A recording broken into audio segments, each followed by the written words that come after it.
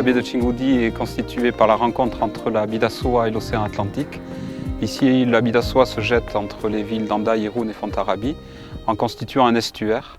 Et tout au long de cet estuaire, on va trouver des écosystèmes très particuliers qui, dans leur ensemble, vont créer une biodiversité extrêmement élevée. Si l'on regarde de plus près ces écosystèmes, on va découvrir du plus salin l'océan Atlantique, bien entendu, avec ses mammifères marins et ses oiseaux pélagiques. Et puis en se rapprochant de la côte, les falaises rocheuses, l'estran rocheux à marée basse, les dunes, les sables, qui sont aussi des écosystèmes particuliers, la vasière d'estuaire, présente à Belsenia sur Hendaye, et plus en amont, du côté d'Irun, le parc écologique de Playa Andy, les marais d'estuaire. Ces différents milieux naturels se trouvent de chaque côté de la Bidassoa et donc de chaque côté de la frontière. Le projet Chimbadia vient de ce principe-là, c'est-à-dire de mettre en réseau les différents espaces naturels des deux côtés de la Bidassoa, des deux côtés de la frontière, pour mieux les gérer ensemble. Donc on travaille pendant tout ce projet européen dans une mutualisation des compétences et des techniques, un accueil public coordonné et une gestion technique de ces espaces naturels coordonnée. C'est une approche nouvelle sur cet espace transfrontalier et c'est tout l'intérêt du projet européen Chimbadia que l'on a développé cette année. Le site de Playa Andy est situé en pleine zone de migration dite atlantique. C'est un axe principal qui concentre environ 90 millions d'oiseaux par an et qui va servir de refuge pour les migrateurs en automne, au printemps et en période hivernale. Sur le site de Playa Andy, on va retrouver environ 257 espèces, dont des espèces rares menacées comme le phragmite aquatique, qui est une espèce de passereau de l'Europe de l'Est, et à marée basse, des oiseaux, notamment un groupe d'oiseaux particulièrement qu'on appelle les limicoles, ces oiseaux qui vont venir fouiller la vase. Aujourd'hui, le site a été domestiqué, urbanisé, mais il n'en demeure pas moins écologiquement indispensable. L'îlot qui est derrière moi, favorable pour toutes les espèces marines, et notamment les oiseaux marins, des goélands, des mouettes et des grands cormorans. Nous nous trouvons sur les dunes de Sokoburu, au bout de la plage d'Hendaye. Alors un milieu en mouvement, un milieu qui est recréé du fait qu'elles ont été rasées à une époque donnée.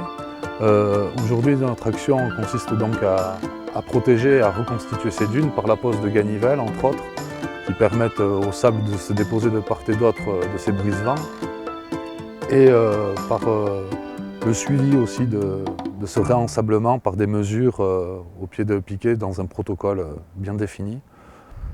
On a aussi des actions contre les plantes invasives, en grande partie avec le sénesson du Cap, qui a une tendance à acidifier le sol et à ralentir la croissance des espèces locales. Donc là aussi c'est une action manuelle parce qu'on ne peut pas intervenir mécaniquement sur ces milieux. La préservation ne se fait pas spécialement sur des milliers ou des centaines d'hectares. Des fois là, une action peut être importante même sur quelques petits hectares, surtout ici dans un bassin de vie qui est assez important avec des villes comme Irun, Fontarrabie et Hendaye qui drainent beaucoup de personnes. Et la préservation de ces milieux est importante. Nous sommes ici sur le domaine d'Abadia. Le domaine d'Abadia, c'est une propriété du Conservatoire du Littoral qui a été achetée en 1979, qui sera transmise intacte aux générations futures. Sur ce site-là, nous avons la chance d'avoir des milieux naturels imbriqués les uns dans les autres, un véritable patchwork de milieux naturels. Des criques et des falaises, bien sûr, mais au sommet de celles-ci, nous allons trouver mêlés la lande maritime, des prairies pâturées ou fauchées, des bosquets, des boisements, ainsi qu'un verger conservatoire. C'est la diversité de ces milieux qui va donner la richesse du domaine d'Abadia. Ce qui va être intéressant également, c'est le côté géologique du site. Ces roches qui sont stratifiées témoignent de leur origine, à la fois sédimentaire, ça c'est la stratification. Le fait que les strates ne soient pas toujours horizontales, qu'elles aient pu basculer à l'oblique ou à la verticale, témoigne là de leur élévation au moment de leur surréaction des Pyrénées. Nous sommes ici, en plein carrefour de l'histoire de l'Ibérie et de l'Aquitaine, de l'Atlantique et du Golfe de l'Espagne. Nous sommes à la crique qui s'appelle Derdicoura et nous sommes venus ici pour vous montrer un milieu très particulier entre la mer et la terre qui s'appelle l'estran. Et à marée basse, ici, on peut découvrir la vie. Alors, ce sont des espèces qui ont développé des adaptations pour résister ces isères terrestres, on dirait, exposées à l'air, parce qu'ils attendent que la marée remonte. Alors, il peut y avoir des espèces immobiles, comme l'anémone. Après, on a aussi les oursins.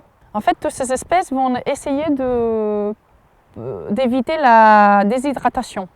Après, on a aussi les espèces mobiles. On pourrait dire les crabes, les étoiles de mer, les ophures.